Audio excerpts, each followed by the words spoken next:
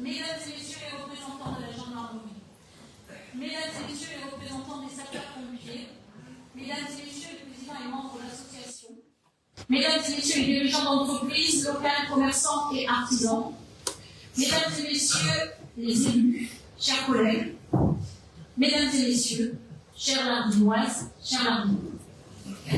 Bienvenue à toutes et à tous à ce traditionnel rendez-vous auquel vous nous faites l'amitié de participer. L'année 2024 aura été bien triste et éprouvante pour notre municipalité, avec la disparition de notre conseiller délégué et ami Thierry Patonnier. Un hommage public lui sera rendu au printemps. Les années se suivent et se ressemblent dans notre commune, puisqu'après les 105 licenciements des salariés de Condat, l'onde de choc s'est propagée parmi les fournisseurs. Tout d'abord, avec la fermeture en février 2024 de SVT, Société Vézarienne de Transformation, et le licenciement de 14 personnes. Puis, en fin d'année, ce sont 20 salariés de SVR qui ont reçu le 14 décembre leur lettre de licenciement, après, pour certains, une trentaine d'années de travail dans ces entreprises. Je profite de cet instant pour avoir une pensée particulière pour toutes ces personnes licenciées. La communauté de communes et moi-même faisons tout notre possible pour trouver des solutions, aussi bien pour l'État que pour SVL. Présentation de porteurs de projets, recherche d'investisseurs.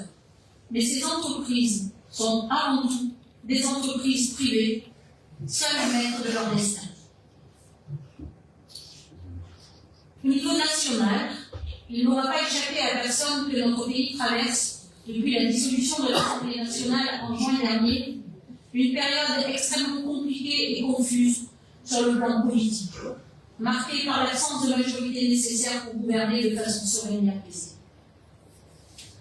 Les discussions sur le projet de loi de finances 2025 laissent entrevoir de nouvelles contraintes budgétaires, près de 10 milliards d'euros de restrictions imposées aux collectivités locales, qui risquent d'étrangler davantage nos collectivités, venant réduire drastiquement nos actions et nos projets d'investissement.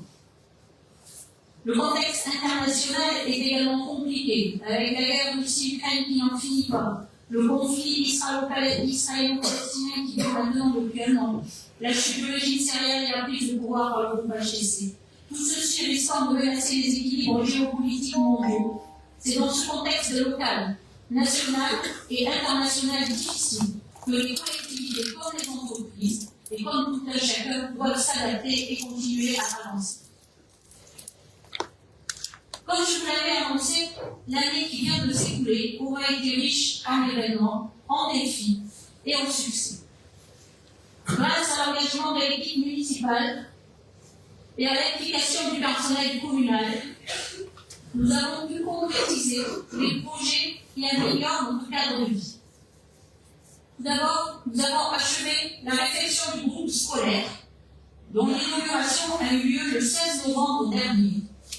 Le coût des travaux s'est élevé à 601 357,16 €, avec un reste à charge de 232 132 pour la commune, grâce aux subventions de l'État et du département, dans le cadre des projets communs.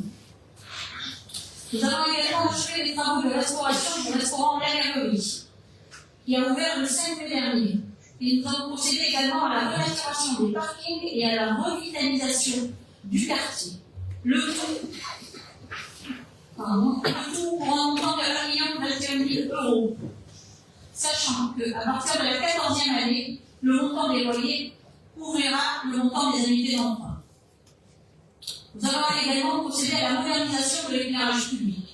En effet, la commune s'est engagée, en lien avec le SDE 24, sur une programmation sur 10 ans. Cette année, la deuxième tranche a été exécutée pour un montant de 30 500 €, avec un reste à charge pour la commune de 10 175 €.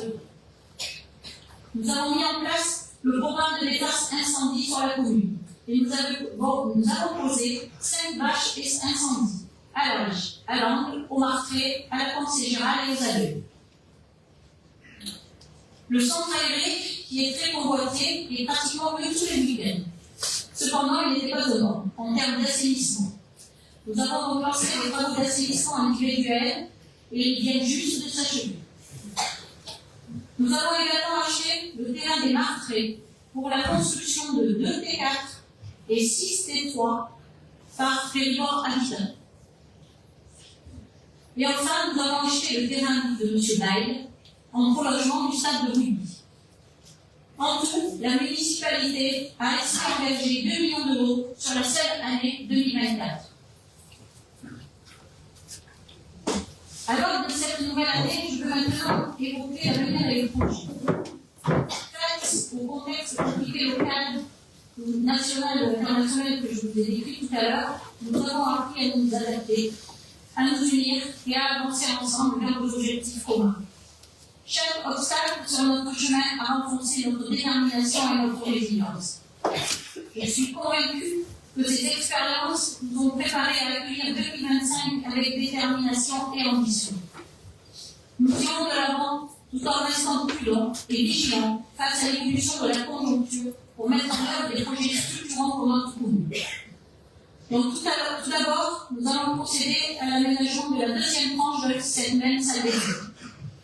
Dans cette deuxième tranche, il s'agira essentiellement de l'isolation extérieure et intérieure du bâtiment, du changement des menuiseries, du changement du mode de chauffage, de la réfection du sol et de l'agrandissement de la partie juste à côté de la cuisine. Le démarrage des travaux est prévu au 1er avril, ce n'est pas impossible, mais pour se terminer normalement en mars 2026. Les associations l'auront compris, nous devons encore sur cette période interdire l'accès à la salle des fêtes, mais nous vous remercions d'ores et déjà pour votre compréhension. Pour pallier ces difficultés, nous avons loué des espaces modulaires d'une surface de 120 m² pouvant accueillir les activités habituelles des associations, mais il ne sera pas possible d'y organiser des repas. Pour cela, il faudra voir avec la mairie pour vous aider à trouver des solutions. Peut-être que les maires, les voisins maires, vont peut-être nous aider, seront peut-être sollicités. Nous avons également en projet la rénovation du bâtiment de la Poste.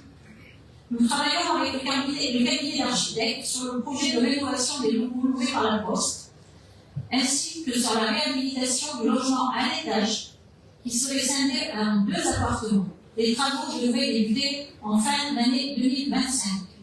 Le cabinet d'architectes et les MAD, et je vous remercie de ce moment de présence ce soir. Ensuite, nous avons procédé à une étude d'aménagement des quartiers, des Malettis, des Abeilles et de l'avenue de la Promenade. Comme nous nous y étions engagés, nous attachons une importance à l'amélioration du cadre de vie de nos administrés. Ainsi, sur 2024, nous avons renaturé et revitalisé le quartier de l'Agalie, puis nous avons choisi le bureau d'études et nous avons échangé avec les riverains des quartiers des Abeilles, des Malettis et de l'avenue de la Promenade lors d'une réunion publique. Sur 2025, nous continuerons cette démarche afin de prendre en compte au mieux les avis des riverains dans la limite des budgets du parti. Les travaux sont prévus de démarrer par tranche sur l'année 2026. Nous avons également un projet concernant l'aménagement de l'entrée du stade de rugby. Notre équipe de rugby a une place importante dans le milieu du rugby local et attire tout au long de l'année de nombreux spectateurs. L'entrée actuelle du stade est désuète et peu accueillante. Aussi, nous avons demandé à un bureau d'études EP Ingénierie de Terrasson, représenté par M. Ferrard ce soir, je vous remercie de sa présence, de travailler sur ce projet en concertation avec l'équipe dirigeante de l'USB. Le projet d'aménagement est maintenant finalisé. Il apparaît sur l'écran derrière moi et les travaux devaient être terminés vers le mois de juin. Nous inaugurerons alors le stade Thierry Patonnier et lui rendrons un hommage bien mérité.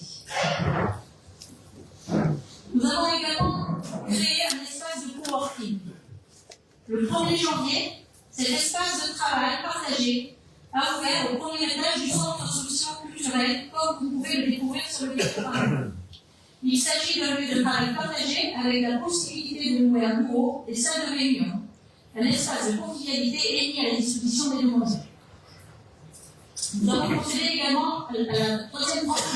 Nous allons procéder à la troisième tranche de la modernisation de l'éclairage public. Continuation de modernisation de l'éclairage public, troisième tranche, avec l'aide du SE24 qui prend en charge 35% de la dépense. À cet égard, je remercie M. Lionel Armand-Gaillon, premier vice-président du SE, pour son aide précieuse tout au long de nos différents dossiers. Nous allons également continuer la défense incendie. Continuation de la pose de bâches et de réfection des poteaux incendies pour mise en sécurité des habitations non défendues à ce jour. Sur 2025 seront concernés les secteurs du Château de Perrault, de la Boissière, du Chemin des Chapelles et de la route du chemin de fer. Je vous rappelle que ce programme court jusqu'en 2029 et concerne 30 lieux sur toute la commune. Résidence senior, réhabilitation de l'hôtel sauté. Je l'évoque à chaque cérémonie de vœux. Mais cette fois, je parle sous couvert de M. Frédéric Guillaume, ici présent, PDG du groupe Hexagone, et je le remercie de sa présence. Le promoteur Hexagone a subi de plein fouet la crise immobilière et a connu de grandes difficultés financières, d'où le retard du chantier. Ils ont réussi à trouver des financements pour mettre en œuvre la résidence senior sociale avec des partenaires de premier ordre et nous aurons enfin la chance de voir la construction démarrer lors du deuxième semestre 2025. Une chose est sûre, le projet ne sera pas modifié et restera conforme à ce qui vous a été présenté.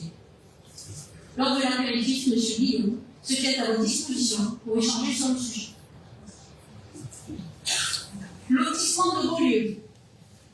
Face à la demande importante de logements sur notre commune, la municipalité travaille sur ce projet depuis son installation en 2020, au travers de recherches d'investisseurs divers.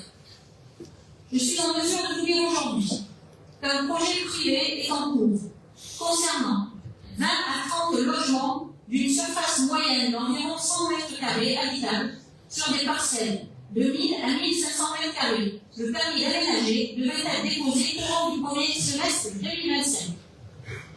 Nous avons aussi la possibilité d'acquérir des terrains à bâtir, donc sur ces surfaces de 1000 à 1500 mètres carrés, pour un prix d'achat de 17 000 à 30 000 euros.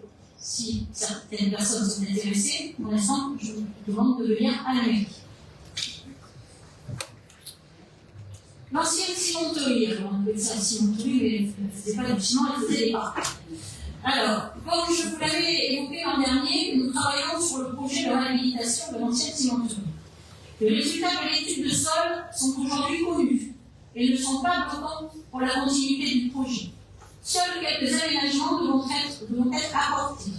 Suite aux différentes démarches de la municipalité aidée par l'État, au travers des études menées par la LCT, un investisseur a manifesté son intérêt pour ce projet. Il doit rentrer en contact avec les propriétaires en ce début d'année. Investissement, projet d'aménagement, la gestion et la vie de la commune passe également par son animation, à laquelle nous attachons de l'importance. En effet, la vie associative, culturelle et sportive est importante pour la commune et nous l'accompagnons au travers de subventions de fonctionnement. Le Jardin Saint-Lazare compte à ce jour 30 associations culturelles et sportives. Je saisis l'occasion pour remercier tous les dirigeants et bénévoles qui s'investissent tout au long de l'année et la population lardinoise pour sa participation. Les animations culturelles et sportives marquantes de 2025. Les 3 et 4 mai, l'USV organisera pour la seconde année l'Ovalito, qui est le pendant du Mondialito, organisé à Combat pour le foot, soit une compétition pour les jeunes de 14 ans qui a connu pour sa première édition un franc succès. Et j'en profite pour remercier Thomas Convesco, qui est à l'initiative de cette manifestation pour son investissement personnel. La Périgordine, qui a installé son siège social au Jardin Saint-Lazare, organisera pour la seconde année consécutive au départ du Jardin Saint-Lazare le Tour de Dordogne. Puis, les 21 et 22 juin, aura lieu la course cyclo-sportive. Je les remercie également de leur présence. Le 23 juillet, l'association Pacte Toutora qu'on recevra au Château de Pérou un spectacle en 2 temps. Tout d'abord avec un grand pianiste américain, donc je ne peux pas vous donner le nom aujourd'hui, le contrat est pas signé. Et dans un second temps, différentes chorales. Le jeudi 24 juillet 2025 accueillera le lancement du festival à Mer en désert de la troupe des compagnons du Lys, toujours dans le très beau cadre du Château de Pérou, avec la pièce de Molière, Tartuffe, nouveau spectacle de la troupe joué en avant-première. Le Festival des Arts Fédérés aura lieu cette année, du 4 au 10 août, avec comme chaque année, maintenant, la participation des différentes associations pour animer cette semaine festive qui se termine par la fête foraine et le feu d'artifice. Le 20 août, nous accueillerons le Tour du Limousin avec un sprint Jean-Paul Gardet en hommage au coureur cycliste qui a été. Le 20 décembre 2025 verra la seconde édition du Trail du Père Noël en nocturne à partir de 19h30. Cette occasion, je remercie le LBC et l'amicale des sapeurs-pompiers qui ont bien voulu participer à cette animation cette année. Bien entendu, chaque association organise de nombreuses manifestations tout au long de l'année et anime ainsi notre commune. Mais je ne peux pas ici toutes les citer. Elles n'en sont pas moins méritantes. Un grand merci à toutes et à tous. Je vais maintenant évoquer la vie économique de notre commune. Bien évidemment, la vie de notre commune a été et est marquée par le licenciement de l'État SVL et SVT, comme je l'ai évoqué en introduction. Cependant, je voudrais saluer tout particulièrement les nouvelles activités artisanales et commerciales qui se sont implantées sur notre commune en 2024 et leur souhaiter beaucoup de réussite.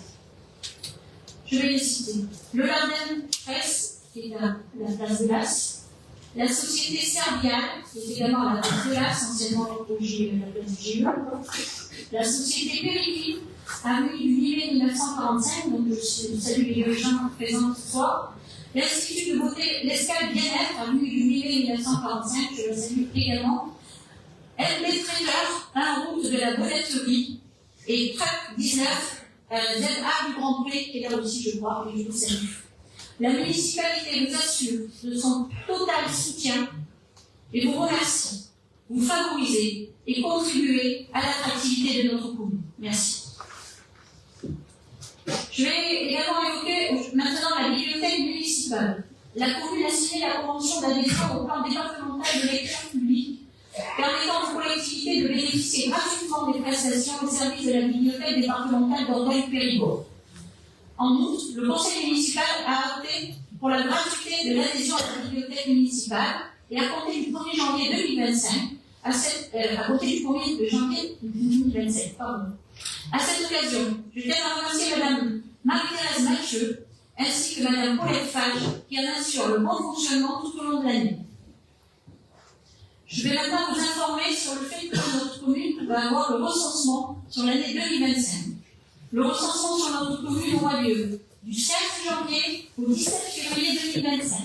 Ainsi, 4 agents recenseurs ont été recrutés en la personne de Mme Karine Géry, Mme Christine Boyer, Mme Nathalie Trémou et M. Jean-Luc Fradin.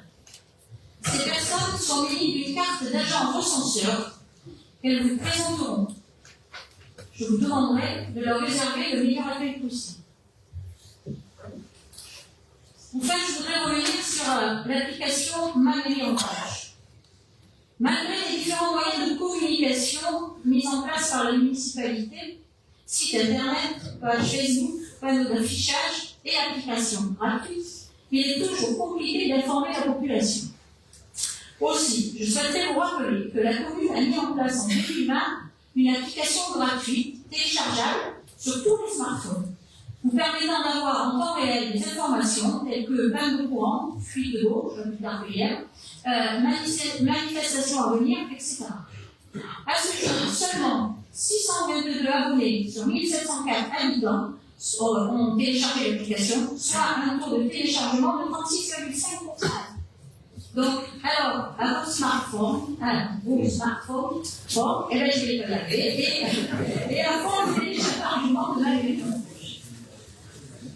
Alors, comme vous le voyez, 2027 sera dans la continuité de notre programme.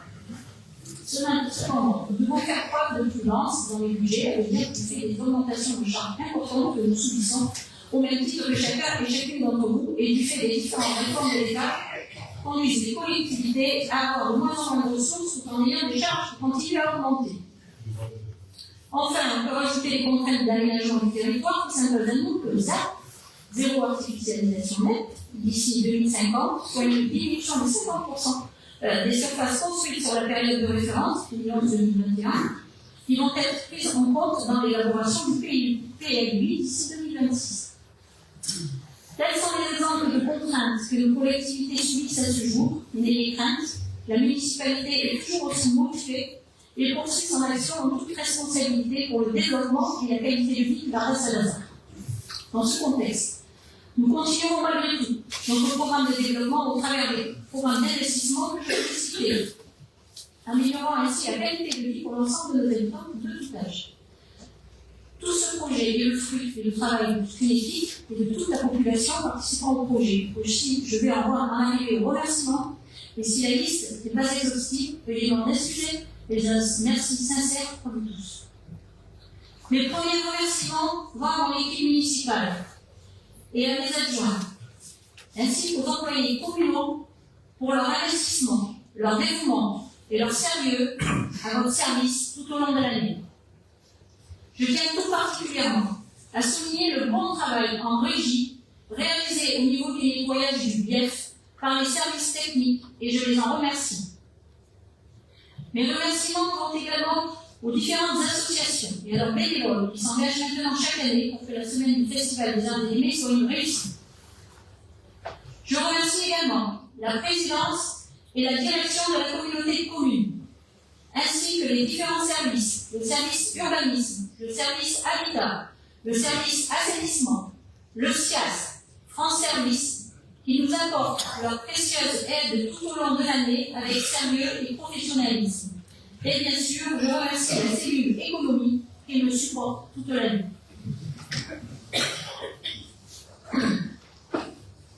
Mes derniers remerciements iront à l'équipe des petites mains qui, sous la houlette de Nadine Pierson, ont travaillé toute la journée pour vous régaler tout à l'heure et pour mettre en place cette jolie salle, comme vous pouvez le constater. Cette nouvelle année promet d'être intense pour notre commune et permettez-moi de penser qu'elle ne pourra être que meilleure que ces 2 dernières années. Nous arriverons à la hauteur de ce que nous voulons à condition que chacun y mette du sien. Je prendrai ici la citation de Walt Disney. Tous nos rêves peuvent devenir réalité si nous avons le courage de les poursuivre. Alors, permettez-moi de rêver et de formuler pour notre commune mes vœux de solidarité et de prospérité. Que cette année soit remplie de belles réalisations et de moments inoubliables. La municipalité vous souhaite à toutes et à tous une très belle année, faite de santé, de plaisir d'être ensemble, du bonheur de vivre pour la Saint-Lazare.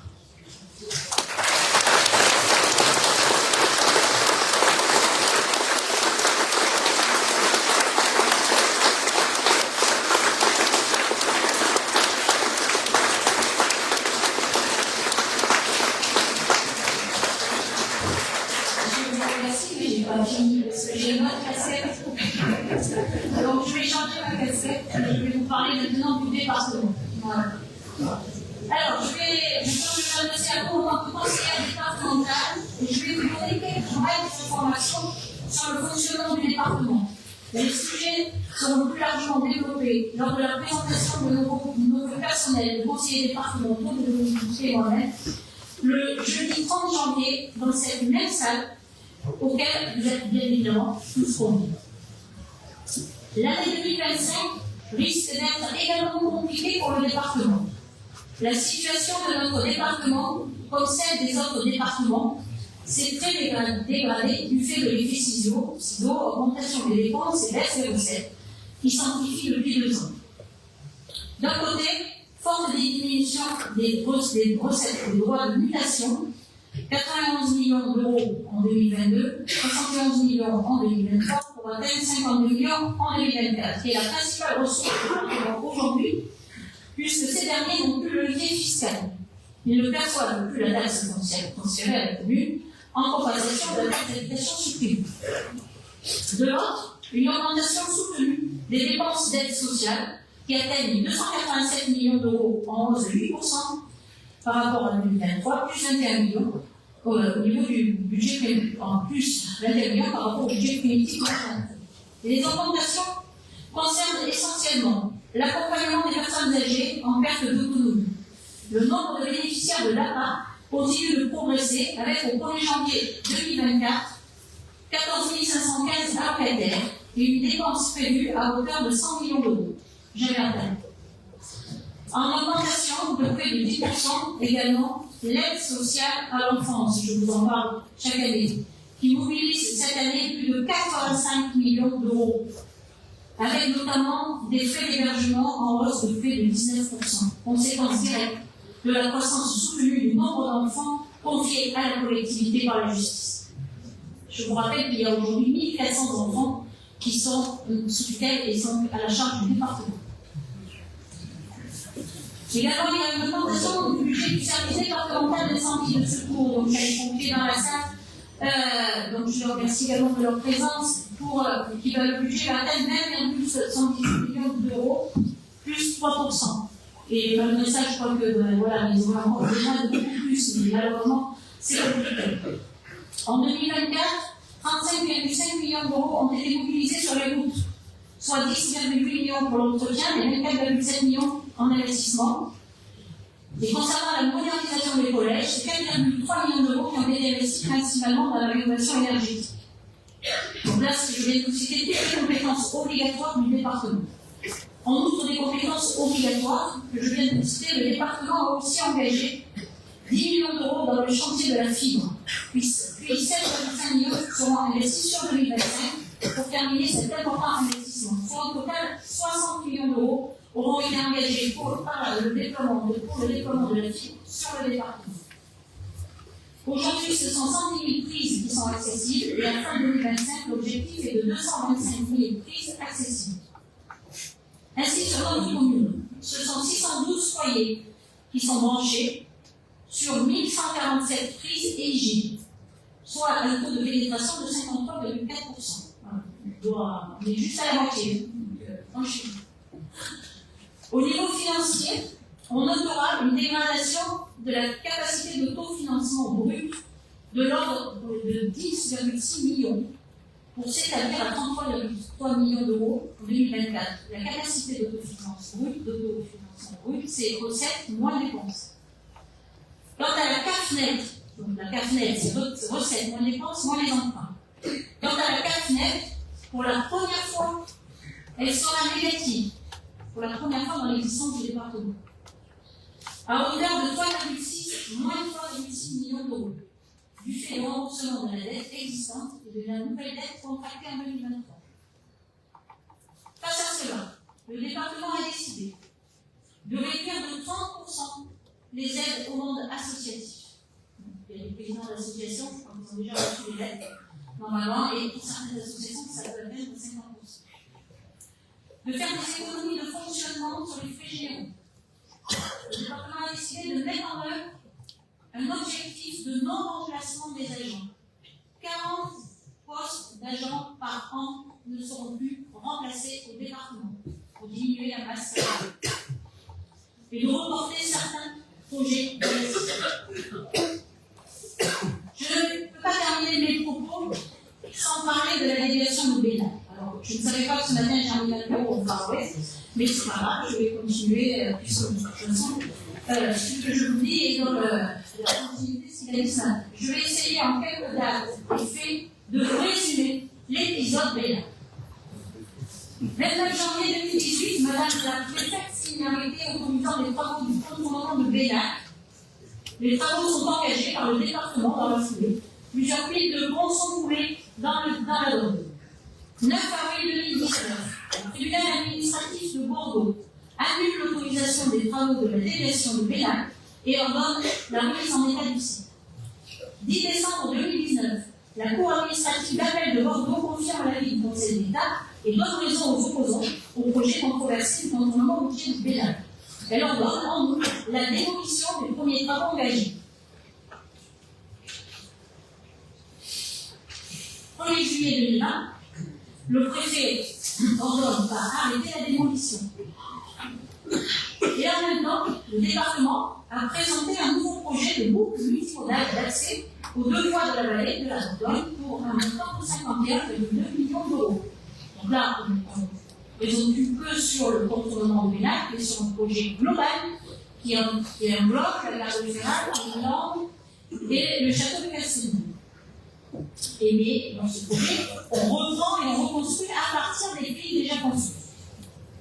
Le 8 janvier 2024, modifiée après concertation publique, la nouvelle version du contournement est adoptée en session extraordinaire au département par 36 voix pour les 14 abstentions. Faisant partie des 14 abstentions.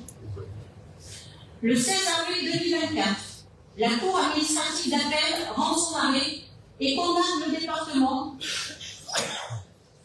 à 1 433 000 euros d'astreinte, dont 933 000 versés à l'État et 500 000 aux associations d'opposants, qui viennent s'ajouter aux 489 000 euros déjà liquidés par l'arrêté du 4 juillet 2023 qui avait été versé aux 3 associations d'opposants. Donc au total, ça fait pratiquement 2 millions d'euros d'astreinte que le département a payé aujourd'hui. Le 5 novembre 2024, le préfet dit oui à la version revisitée du contrôlement de Ménac, celle dont je vais vous parler, qui doit utiliser les ouvrages déjà construits.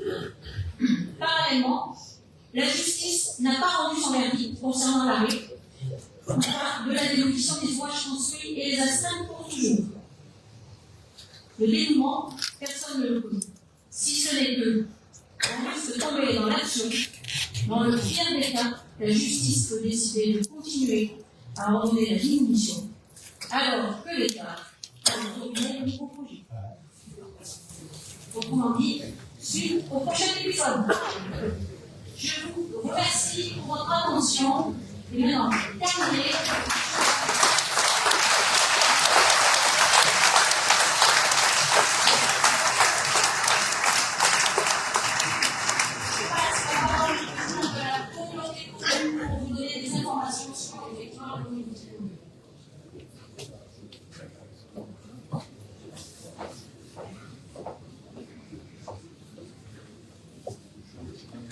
Madame le maire, mesdames et messieurs les conseillers municipaux, mesdames et messieurs les élus, mesdames et messieurs les responsables des associations, messieurs les responsables des administrations, de la gendarmerie, des pompiers, des différentes administrations d'État, la presse, mesdames et messieurs, chers Lardinois, bonsoir. Merci de cette invitation classique pour ces vœux. Depuis samedi, nous avons commencé la grande ronde des vœux. On en a fait 7 ce week-end.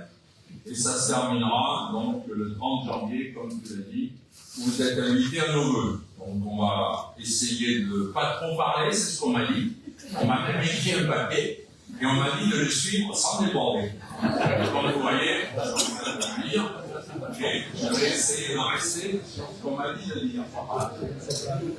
Ceci étant, on boit beaucoup aussi. Et j'espère que là, ça va être pareil. On va casser la croûte et tout ça pendant un mois. Alors, au-delà de cette convivialité qui est importante, Francine l'a dit, tout n'est pas réjouissant au niveau international, national, départemental. Mais ce qui fait notre force aussi, c'est quand même la cohésion de notre territoire. Et on arrive à faire des choses malgré les difficultés financières. Francine en a parlé, 2 millions d'investissements ici, du privé d'un côté, et des fois ça a des avantages et des fois ça a des inconvénients. L'hectare, ce n'est pas un vrai avantage, ces années qui sont arrivées. On espère que par contre, il y aura des investissements privés qui apporteront du dynamisme et du développement à notre territoire. Et après, il y a des grands investissements publics. Et vous en avez fait un certain nombre, plus de 2 millions. C'est pas rien non plus. Voilà.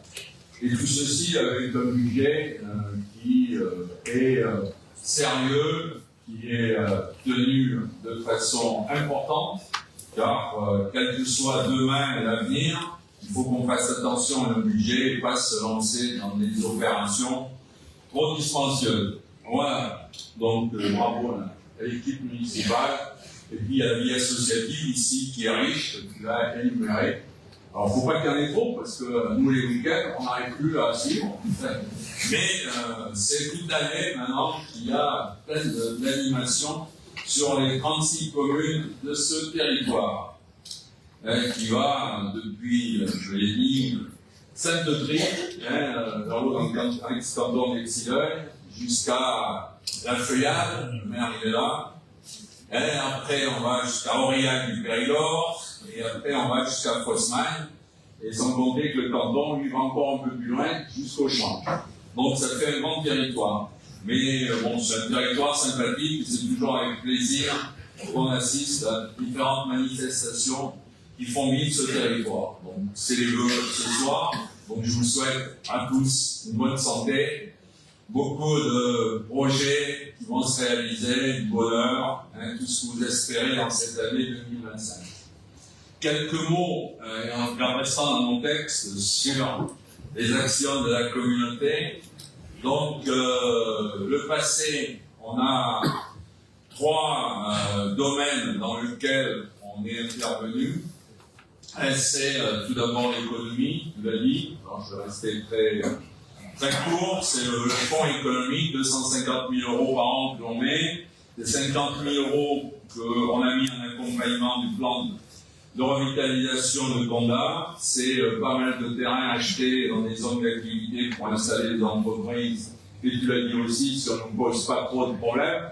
Et je ne suis pas le seul à râler, vous savez que je râle facilement, mais je ne suis pas le seul, puisque Jacques Ouzou, et on n'est pas tout à fait la même famille politique, mais Jacques Ouzou écrivait qu'il en avait marre qu'on lui mette des cailloux en face des projets qu'il faisait, et il parlait notamment des fouilles archéologiques, puisque sur les 20 hectares des zones d'activité qu'on a achetées, on a des fouilles archéologiques qui doivent être faites et qui bloquent les installations des dossiers.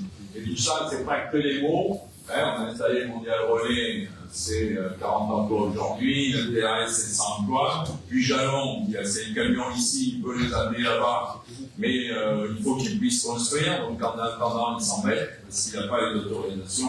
Donc voilà pour le point. Après on a des contacts avec des entreprises, j'avais Marie-Claude, la sénatrice, ce matin au bout du fil, on doit se rencontrer pour ne pas rompre totalement des liens avec le gouvernement, car si demain on a des investisseurs importants sur le Lardin, il faudra peut-être qu'on soit accompagné, et on a des contacts. Donc on fait ce qu'on peut dans un milieu économique national un peu compliqué, mais bon, des fois des soucis et des fois du succès. Donc les terrains sont vendus à prix coûtant, terrain, et c'est intéressant pour essayer d'attirer les entreprises. Ça, c'est l'économie. Et d'autant plus que c'est difficile financièrement, parce que l'État a souvent supprimé de la fiscalité, la taxe professionnelle en 2011. Aujourd'hui, les ZRR, c'est possible, mais c'est plus compensé par l'État, c'est 80 000 € que l'on perd, etc., etc. Donc, je ne vais pas développer l'armement ici, mais là, tout est possible, tous les services qu'on crée, on va en parler brièvement, mais en parler, tout ça n'est possible qu'avec un budget sérieux, nous aussi, qui permette demain de continuer à développer les services. Donc ça veut dire que le département, tu l'as dit Francine, est par net négatif, il n'a plus les moyens de sa politique. Nous essayons d'avoir une politique d'attractivité et de développement, mais avoir les moyens de la mettre en route. Et pour avoir les moyens, j'assume un certain nombre d'augmentations de recettes qui nous sont imposées. Parce que l'État a supprimé la taxe d'habitation, l'État a supprimé la taxe professionnelle, l'a remplacée par des dotations qui sont données aux collectivités, mais chaque année, il diminue ces dotations. Donc, il fait les cadeaux avec l'argent des collectivités. Donc, si demain, on ne veut pas être dans la même situation que le département ou l'État qui cherche 50 ou 60 milliards, eh bien, on est à trouver un équilibre entre pas trop de fiscalité, parce que tout le monde c'est difficile, mais un certain nombre de fiscalités pour pouvoir financer nos projets. Donc, aujourd'hui, nous avons des finances saines. Je remercie mon directeur général des services qui m'explique que toute dépense nouvelle doit avoir en France une recette. Et aujourd'hui, c'est ce qu'on fait. On n'est pas aux abois financièrement, loin de là. On a même un excédent reporté important qui nous permet d'envisager des politiques pour demain. Donc, dans cette politique, c'est les services à la population, et je vais juste les lister, c'est France Service. Alors, il y a beaucoup de choses que l'on fait, elles y sont en bas, il y a tous les agents de tous les services, l'urbanisme, je les remercie, France Service, les aides à domicile, les centres d'accueil et de loisirs, enfin, merci d'être là. Et tous ces services qu'on a créés, il a bien fallu trouver de l'argent, et c'est pas rien. Donc je vais juste les lister. France Service qui donne satisfaction à tout le monde, ça nous coûte 130 000 € par an. Les centres d'accueil et de loisirs qui ne donnent pas satisfaction à tout le monde parce qu'on est encore obligé de refuser un certain nombre de familles parce que c'est plein. Et là, ça coûte 300 000 € par an. La fibre optique, tu l'as dit, l'État a mis d'argent, le département aussi, la région aussi. Et nous, on met plus de 150 000 € par an. Le service habitat, qui est important pour rénover, pour la rénovation énergétique, ça coûte 250 000 € par an. On a le portage de repas et les aides à domicile, c'est 500 000 € par an. Et tout ça, on n'a pas de dotation particulière. Donc, de temps en temps, il faut réfléchir comment on équilibre. On va lancer on a commencé l'aide à la mobilité avec du covoiturage à Tchoum, du covoiturage à la solidaire. Voilà en gros ce qui a été fait pour les services. L'aide aux communes est importante. Les communes, ça reste la cellule de base de notre société. Et elles aussi, elles ont des problèmes. Le département leur donne beaucoup moins d'investissements dans le cadre des contrats de projets communaux. Il n'y a plus qu'un contrat par an. À 25%.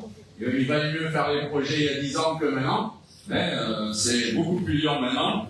Donc, il faut qu'on accompagne les communes dans l'ingénierie, dans la recherche de financement et de subventions. La défense incendie, on les aide à financer les bâches. Et il y a ce fameux document d'urbanisme qui va nous coûter de l'argent et surtout des engueulades. Quand on va venir vous dire que votre terrain constructif n'est plus, je ne suis pas sûr que vous nous accueillez avec un apéro et des cacahuètes. Mais on fait pour le mieux avec Stéphane Malo, le responsable. On se bat contre l'État pour obtenir le maximum de terrains constructifs et c'est un grand combat. Donc l'aide aux communes est importante. Qu'est-ce qu'on va faire en 2025? Et là j'arrête. En 2025, on va essayer de renforcer tout ce qu'on a fait, avoir plus d'animateurs au niveau des centres d'accueil de loisirs pour accueillir plus de familles, augmenter les dotations aux communes pour les bâches incendies, réfléchir d'abord et agir après sur des fonds qui seraient réservés aux communes dans leurs investissements, en cherchant à réfléchir comment on peut aider une commune sur un mandat de 6 ans, avoir au moins un dossier qui pourrait être financé, mais là, ça sera sans fiscalité nouvelle, ça sera en piochant dans notre fonds de réserve des excédents reportés. Donc il faut qu'on soit raisonnable, on peut le faire, mais il faut quand même garder un peu d'épargne si demain ça allait plus mal. Donc voilà, en gros, quelles seront nos actions. Le centre social de Tenon, qui est devenu le centre social intercommunal, connaît un certain nombre de péripéties. On a repris France Service, géré, on a repris le centre d'accueil de loisirs, et demain, il faut qu'on voit la politique d'insertion qui est importante. À côté du développement économique, on doit jouer aussi la solidarité et soutenir ceux qui sont en difficulté. Donc, il y aura une réflexion sur la politique d'insertion, qui est une politique de l'État, mais il faudra que l'on accompagne. Donc voilà, en gros, pour 2025, j'en reste là, en vous remerciant car la conclusion, c'est que la communauté de communes, on ne savait pas ce que c'était au début. On ne savait pas à quoi servait, ça paraissait un machin bizarre qui allait encore piquer du pognon et pas rapporter grand-chose. Aujourd'hui, on sait ce que ça fait. Par contre, maintenant, il faut qu'on soit raisonnable dans le développement de cette communauté de communes. On est 27, il y a 27 agents à la communauté de communes et un peu plus de 110 au niveau du centre d'accueil de loisirs. Donc tout ça, c'est les salaires, c'est les augmentations bien méritées de certaines choses qui sont aussi posées par l'État et qui sont méritées, et c'est des budgets importants. Donc il faut qu'on continue à consolider ce qu'on fait, aider un peu plus les communes et la vie associative pour compenser ce que ne fera pas le département. Voilà. Et voilà, le programme 2025. Donc, bonne santé à vous, bonne année 2025, et puis vous inquiétez pas, on assume tous nos problèmes et ça n'empêche pas qu'on peut garder le sourire, la convivialité, et c'est ce qui est fait au Lardin ici. Donc, on continuera. Merci.